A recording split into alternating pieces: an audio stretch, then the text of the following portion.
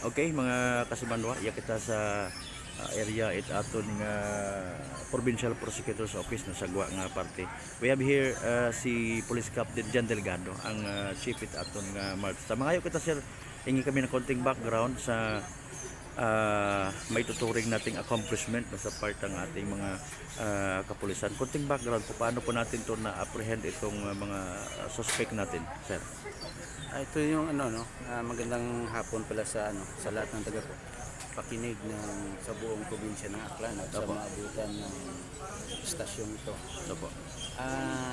Yung na-intercept natin ito nung naka-receive tayo ng informasyon na itong freezer van na ito ay nagkakarga ng isda na nakukuha sa dinamita. Okay. Na ayon sa aming informante na dadaan ito sa GT Port. Okay. Ibabiyahe papuntang Manila. Okay. Mga anong oras ito, sir? Well, ang informasyon na receive namin July 1 nung gabi na yun. Then, okay.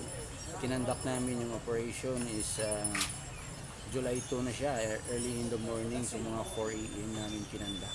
Kahapon ng madaling araw. Yes, sa madaling araw. Okay. Then, ayun, na-intercept natin itong van at nung nakausap natin yung driver at tinanong kung ano yung karga niya, sinabi niya na isda. Okay. Then, paalam tayo sa kanya na kung pwedeng buksan yung at nung pumayag naman siya, at nung binuksan doon na natin nakita yung kargamento niya na isda na, na kung tawagin dito sa ay sulig or yung dalagang buko. Ayun, okay. So lahat yun sir, mga isda? Yes, mga isda. Saan nakalagay sir? Ito yung nakalagay sa ng mga boxes. Mga boxes. Okay. So because of yung in plain view natin na nakita yung mga isda, ano pa yung ibang mga kontrabando na naroon sir? Yung yung isda lang talaga yung natin. Na kita natin doon, nadala nila.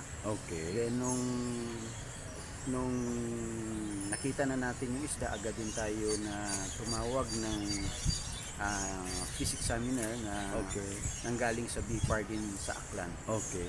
Hanggat sa ito'y nagkandak ng examination at nakita niya or na-found out niya na itong mga isda na to ay talagang nakuha or ginamitan ng dinamita. Ayun, okay. So another clarification sir, there was no dynamite naman sa freezer van. It's just yung mga isda na nahuli ay ginamitan ng mga dinamita as per examination. Walang dinamita na nakuha, kundi yung isda ay sinususpitsahan namin na kuha sa dinamita, but then na-probe naman ito ng exam.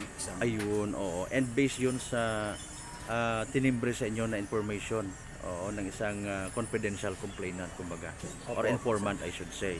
Okay, so clarification para po sa mga nanonood natin, violation, labag po sa batas itong gawain. Ito po yung paghuli and pag-deliver ng mga isda na ginamitan ng dinamita. Opo. Violation po ito sa ating Republic Act 10654 or yung tinatawag natin na IUUF, yung illegal, unregulated, and undocumented fishery activity. Yun po sa R 18654. Oo. Again sir, galing Antique papuntang yung biyahe nila. Ayun, base po sa ating pagtatanong doon sa mga na-intercept nating driver at yung kasamahan niya, at sinasabi niya na galing po ito sa Dalawa lang sila sir? Opo, dalawa lang sila kasama yung pahinga niya. Okay, but about sa other pertinent documents na hinanap natin na comply naman kaya? Yung yung present lang nila is yung mga dokumento lang nung sasakyan. Yung iba hindi naman sila nagpakita. Okay. So paano yung status nila ngayon, sir? Kasi violation pala ito, no? Kumusta yung sa side nila? Was there a admission? May full knowledge sila sa ano? Ano yung alibay nila if ever? Okay. Nag-ano sila na hindi rin nila alam itong dinadala nila. But then, sila yung nakuhanan natin ng mga kargamentong ito. So, sila yung pinuhuli natin. Okay. And what about yung mga confiscated items, sir? Nasaan na po ngayon? Yung confiscated natin ay turn over na po natin ito sa mga charitable institutions gaya ng hospital at saka sa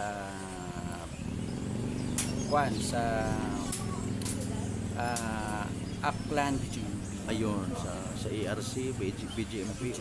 Oo, pwede pa naman pala yun, sir, ano? Okay. Anyways, ma-recall natin, sir, mga ilang boxes yung na-confiscate na? Yung boxes na confiscate namin, more or less 93 boxes. 93 boxes. Gano'ng kalaki yun, sir? Uh, Or mga masa kilo, sir, mga more magkano? or less, more than 2 tons po. 2 tons. Okay. Marami-rami. What about yung sasakyan nila, sir, yung freezer na ginagawa? Yung freezer ban nila ngayon is kasalukuyang nasa kustodiya po natin. Ayun. Kasama po yun sa ebidensya na pinipreserve natin. Oo. So again, sir, violation ito sa Republic Act. 10654 po. Ayun, okay, sige. So accomplished ba din ito, sir, no? Lastly siguro, sir, may paalala tayo sa ating mga fisher folks. Yung paggamit ng mga illegal na mga halimbawa, dinamita or mga illegal fishing mga materials natin. Recall natin, sige, sir. Opo. Kami po ay nagigiusap po sa ating mga mamamayan, lalong-lalo na dito sa ating mga residente na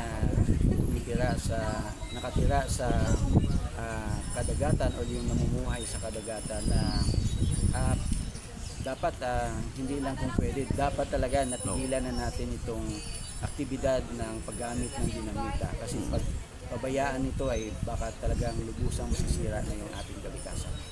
Sige, sir, may singit yun na lang, sir, ano?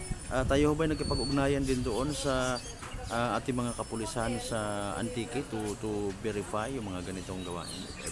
Well, kasalukuyang tuloy-tuloy pa rin po yung ating pakipag-ugnayan doon sa kapulisan natin sa Antique upang matulungan din tayo na madiscover or matunton itong mga personalidad na sinasabi sa atin ng ating nahuli ngayon na siyang kinukuhanan nila ng isla. Oo, sige. Sir, maraming salamat po sa information and congratulations again sa malaking accomplishment, no, sa hanay po ninyo. Maraming salamat po.